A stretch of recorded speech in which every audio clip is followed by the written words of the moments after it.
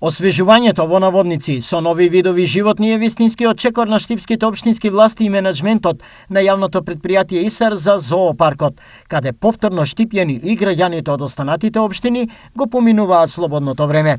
Во комуникација со Скопската и Бетолската зоолошка градина направивме размена на животни, го збогативме и го зголемивме бројот на и видовите на животни кои што ги има сега во зоопаркот Бриони и пресреќен сум што полека но сигурно оваа место е посетено од нашите сограѓани.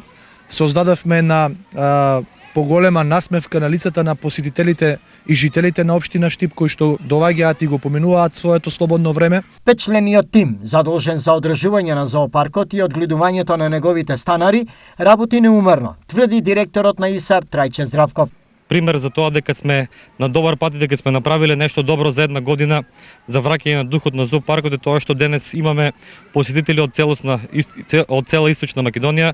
Денес овде дојдоа луѓе од Кочини, од Гевгелија, Кавадарци, така да ќе продолжиме и во наредниот период и си даваме уште една цел наредната пролет да имаме еден модерен зоопарк со уште повеќе нови жители и со нови содржини во истиот. Најпосетено место денеска беше кафезот со парот мајмуни од видот павијани, кои се новите станари на зоопаркот.